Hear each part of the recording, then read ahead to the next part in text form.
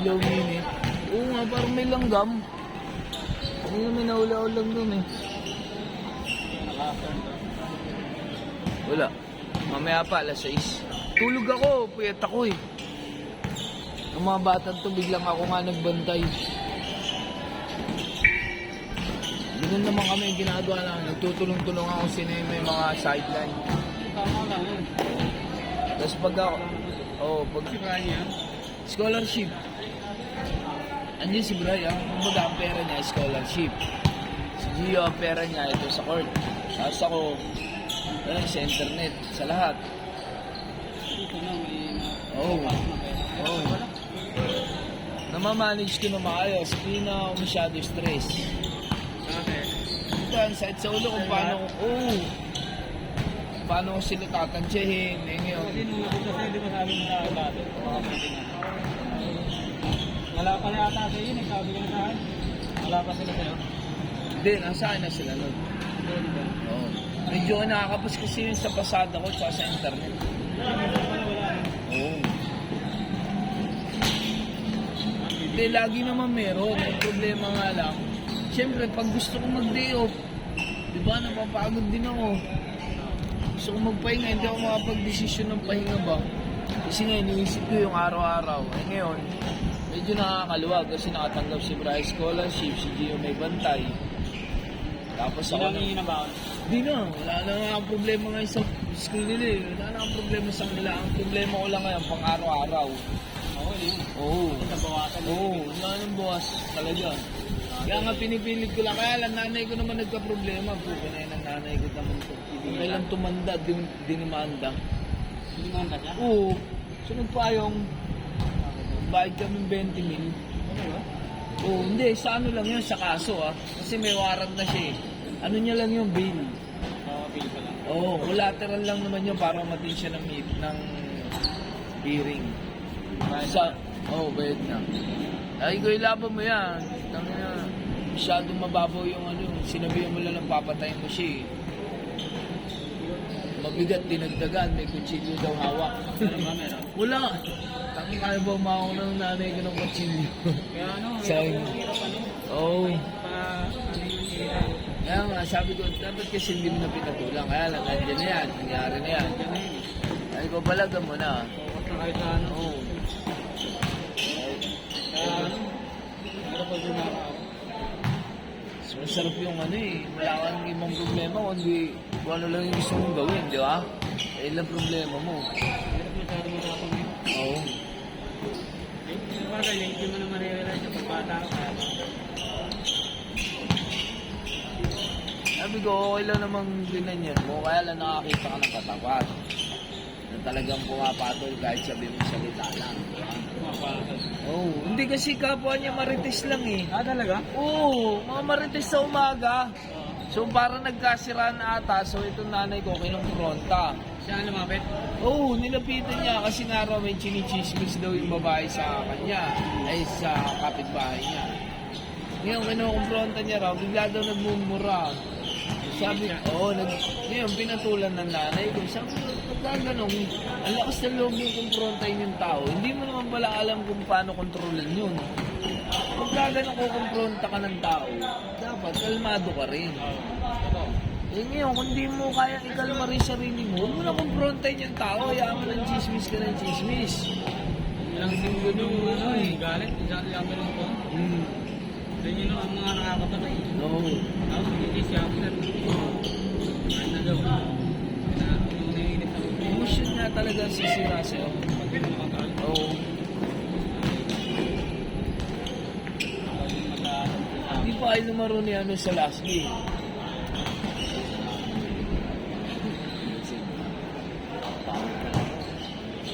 Alos wala nga siyempre yung adam kasi yung si Tangkad, eh medyo magiging dalawa niya na tinatamag ko rin. Oo.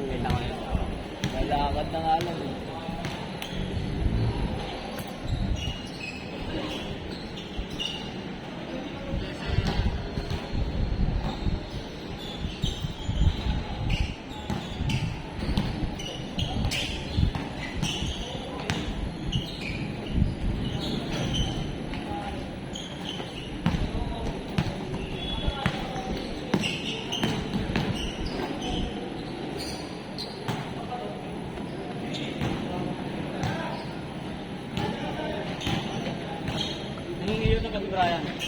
Second year. Mag-college na. Oo. Di, tsaka may magandang plano doon, boss ko. Matapos niya lang kahit third year, fourth year, pag-aaralin ng boss ko. Gio, wala pang plano sa buhay. Grade 12. Pero next year, college. Senior high, senior high. Oo. Next year, college rin yun. Wala pang plano. Tinatanong ko, wala pang plano. Sabi ko, bala. Yan ang meron. Si Brian. Hindi, si Brian, napasubo lang sa IT yun. Eh kaya lang, di ba nga, may internet ako sa bahay. So parang napilitan na siya ituloy. Yan ang course niya. Yan ang. Sino? Ang plan. Sino? Yung boss ko, pag natapos si Brian, kunin siya, parang mechanical, basta yung yung technological engineer ko yun. Basta yung gano'n, kukunin siya ng boss ko. So sabi ko, bay, mas maganda yan. Bakit ka mo? Pwede tayo mag-combine din. Ikaw, trabaho mo, may connection sa trabaho ko. Tsaka kay boss.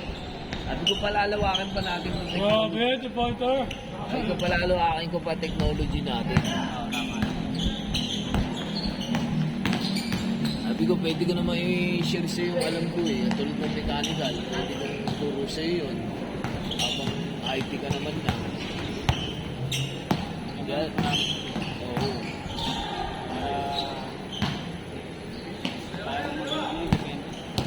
Gusto ko nga mag-aaral ng computer eh. Ang gusto ko oo, yun nga rin naalala ko. Tapos Kailangan na matuto ko. Nag-aaral ka. Kakain ka na ako. Ang budget. Kaya ko kung may dalawa na ginagawa ko sa akin. hindi, kaya naman yun. Kasi 2 hours lang eh. Parang lang. Matuwa siya. Oo, yung parang mga project lang ng barangay. May ganun ako nakita kayo, no? Dito sa Pasig. Oo, yung programming lang. Testa. Oo. Kaso ano nakita ko, ang haba ng oras eh. Hindi, huwag sa TESDA. Hindi TESDA yun. Parang project lang ng yun. Ng mga barangay. Sa testa, ang haba ng oras. Oo, nga ba? 8 to 5 pa rin yun. Pero, lang yun. 2 months. Sabi ko, gusto ko ka naman. Ay, kaso hindi ka yung mga nakakagawa. 2 months yun. Pero mga 2 hours, 3 hours, Laban. pwedeng gawa ng paraan. Oo. Wala, interest yun sa TESDA. Kasi Kaya, kompleto yun. May certificate ka. Kompleto lahat yun pag natapos mo yun. Kahit na 2 months na mahigit yun. Meron ako nun, hindi ko lang din tinapos eh. Kasi pinag-exam ako, hindi na ako NCR, hindi na ako nag-exam. NC2 ba? NC2. Hindi na ako nag-exam. Kasi para nawalan na ako ng curiosity eh. Kasi kumbaga alam ko na yung skill ko eh. Oo. Tapos nag-gano rin ako eh, nag-training din ako sa mga Honda cars, gano'n. Training din ako doon. Tinamad lang ako take ng exam. Gawa nga ng, magte-take ako ng exam eh, skill ko na yan. Tapos ang nyo lang ako ipapasok, minimum lang. Huwag na. Gagawin ko na lang special skill ko to. Ako sana yung anak ko. Ayos naman. Butising talaga. Late development. Baga yun, pinapasuggest ko na lang. Ano na, pinag-aral mo na? Di pa. Kailan, next year papasok. Next year. Ewan ko kung ano plano nila. Papasok mo pa rin. Kahit hindi na, may ganun yung ano. Oo. Hindi, Papasok yung mundo ko eh. Oo. Nakahalo dito na sa mga. Ano ko nga yun. Matandala sa bahay pag kasi kaya. Hindi, ang iniisip ko kasi niya, okay. Isipin mo, kung mag-iisip ako na mag-iisip sa anak mo, ako may stress eh. Ako magkaka-emosyon, di ba? Di ipagpasuggest ko na lang kung anong balak ng mga nanay niya. Kasi sa batas, tinignan ko pre, wala akong laban eh. Wala talaga kaya sinapos siya dati. So, bakit ko mamahalin ng gusto yung anak ko? Bigyan na ano, malalim na. Katwira ko na lang sa sarili ko, ba't ko mamahalin ng gusto kung wala naman din akong right sa kanya, di ba? Di ipagpasuggest ko na lang na sana makayanan niya, makayanan hanggang paglaki, di ba? Kasi pag may sarili niya sa isip, doon na ako mangingilam, di ba? Baga, pe-personalin ko na siya. Teka, nagsasalita na yung anak ko, may sarili naman na yan. Hindi mo pwedeng pangunahan yan. Pero ngayon, wala akong magagawa. Sakal talaga ng asawa ko at saka mga biyanan ko yun, di ba? Kaya sabi ko, kung hindi nila pag-aralin, kung Mahal nilang ano yung bahala sila. Oo. Baga, wala akong magagawa, anak. Yun talaga yung gusto ng nanay mo sa'yo, di ba? Pero susubukan ko pa rin pigilan sila. Kung na rin, hindi nakapag-aral, Kaya mo lang. Oo. Suggest mo lang. Oo. Sila na bahala. Oo. Ate, ano ka? May sinadjust. Oo. Hindi, tsaka ako naman nagpapaano ngayon ng therapist niya. Tsaka naman. Meron na Oo. nag-therapy. May therapist ko kasi may buti ka mo, may project ang kagawad namin. Meron? Oo, gagi. Free check-up. Oo, nagkaroon na ng resulta yung anak ko eh. Ngayon, hindi pa. Pero ano, kahit pa paano may improvement na Kasi kasi. tingin na sa akin. Oo. Uy! Inaantay ko na lang yung mga therapy session niya. Ang ano kasi yan. Para maturuan. Tumitingin sa mata. Oo. Ginawa. Siya naman tumitingin, kaya lang hindi ganun katagal. Kumbaga, walang focus. Tapos nagsasalta rin naman siya, kaya lang hindi mo maintindihan. Ang ano niya lang, ang pinaka-autism niya lang na nakakaano talaga, yung pag-ano niya, tagging tawag yun eh. Parang yung nagwawala.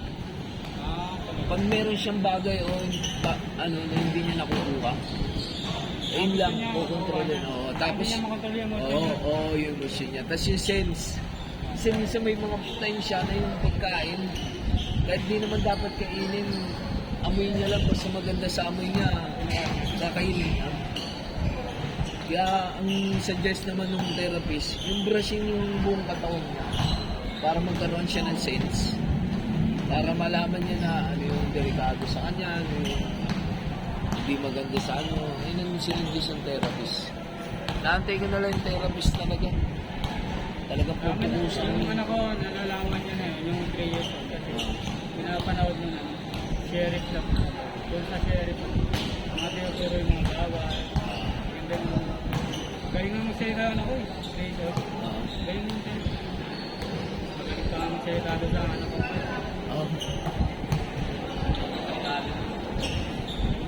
Kaya gawa ko nun para, kasi bata yun eh. Para may tao. Binibest ko yun eh.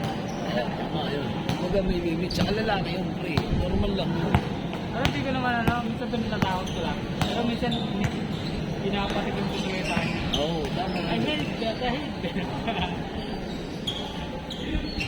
You hate belt, hindi gumawa ka ng tama. Ganun lang, do it. Do the right. Alam ko naman, alam mo eh. So kung ayaw ng belt, di.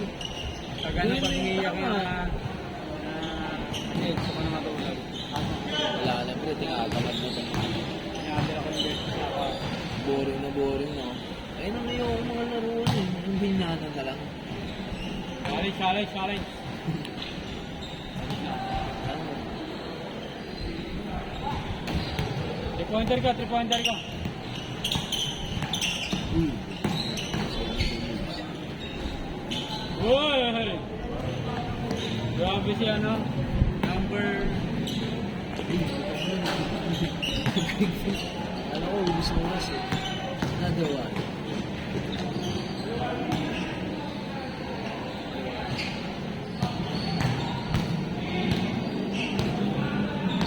Ang goal ko ngayon, mag-ipon na lang. Saka paayos yung bahay ko. Hindi, syempre, ano na lang din yun. Pero ayoko naman ng... Grabe yun.